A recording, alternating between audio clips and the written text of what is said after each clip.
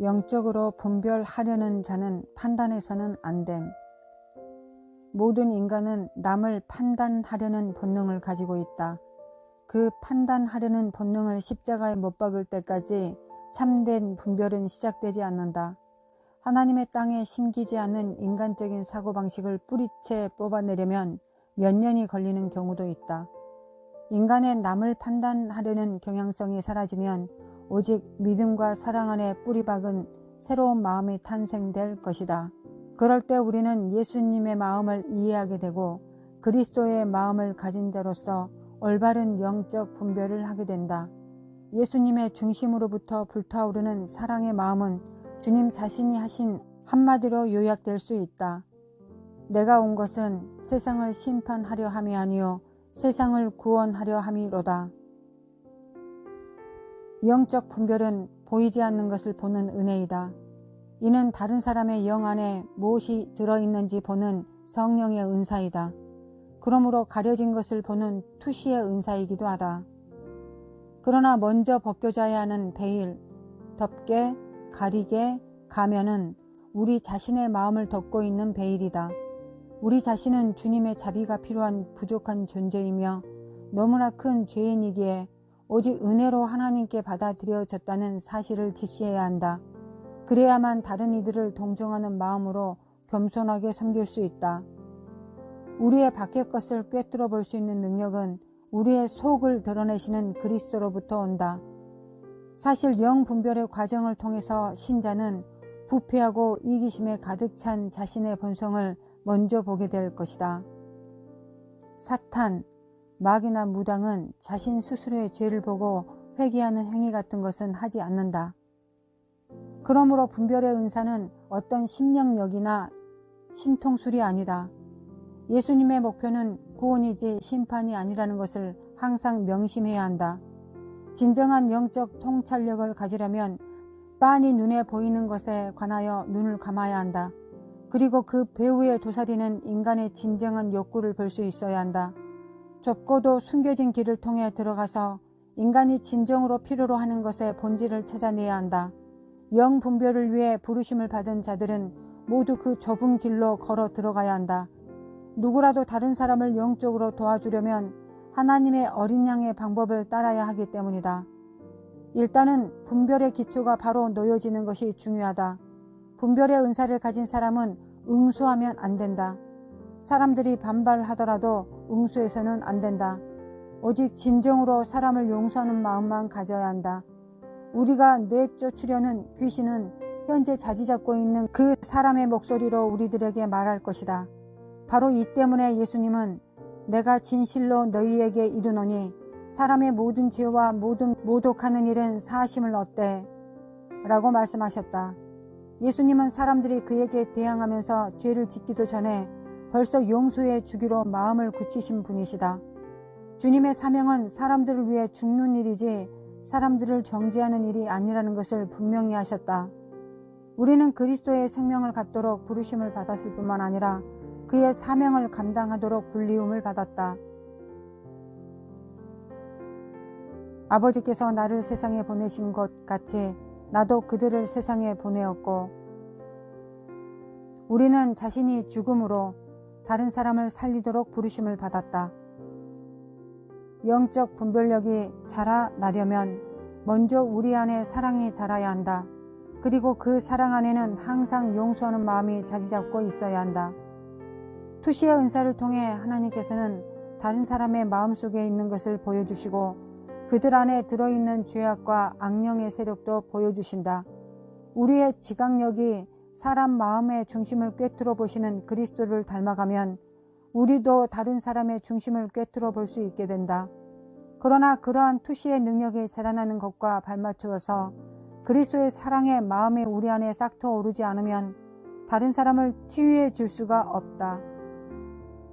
그러므로 다른 사람을 도와서 그 안에 있는 악령을 축출하려면 그 사람에게 반응해서는 안 된다.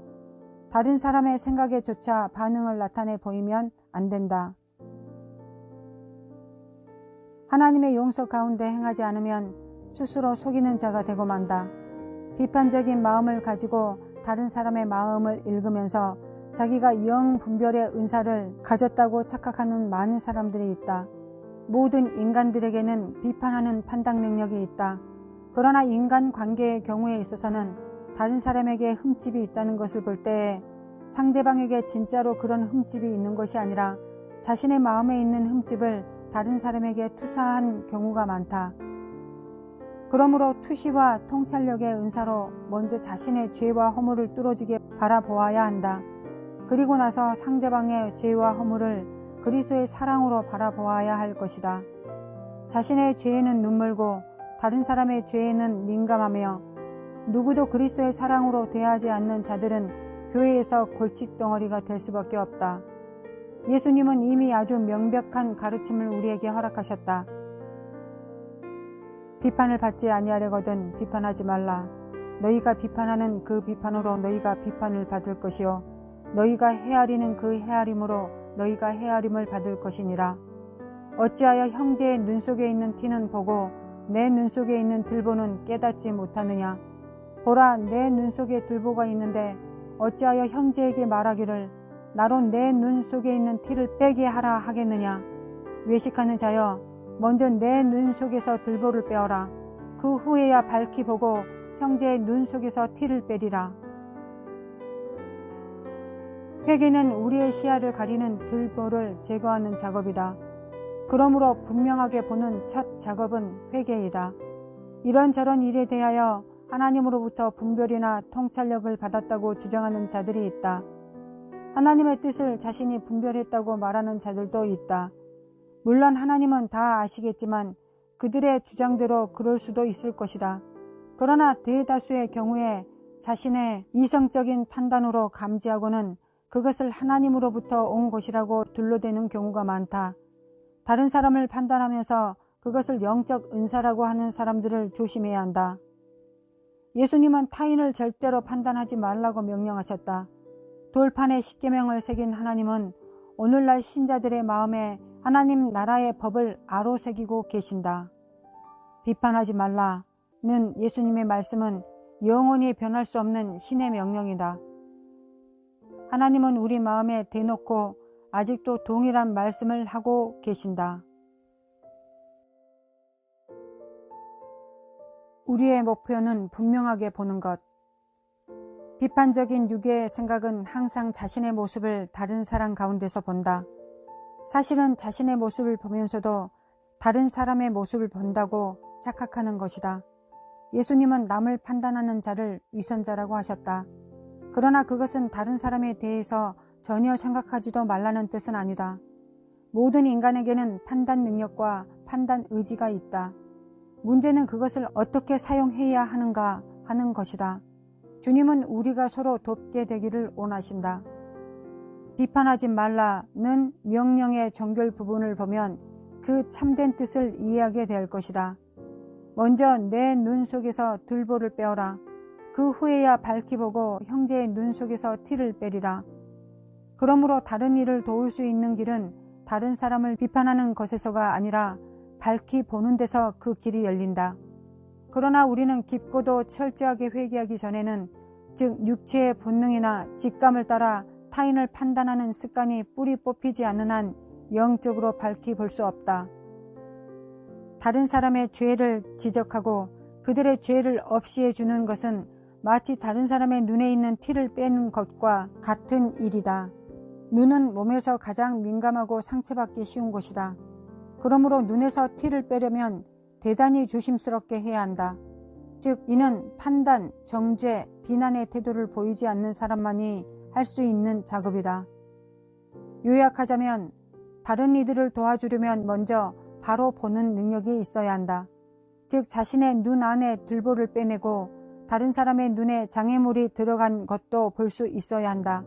그러나 그것을 빼주려면 먼저 상대방으로부터 신뢰를 얻어야 한다. 그러면 비판이나 판단함 없이 상대의 죄와 허물을 고쳐줄 수 있을 것이다. 판단하지 않는 마음을 주께 구한다면, 또한 본능적인 판단 감각을 십자가에 못 박는다면 당신은 진정한 영분별의 은사를 받게 될 것이다. 그러면 하나님은 당신에게 꿈, 환상, 애언의 말씀으로 많은 것들을 보게 허락하실 것이다. 인간의 편견, 오해, 부패한 마음으로 얼룩지지 않는 순수한 심령을 가진 사람을 하나님은 오늘도 찾으신다.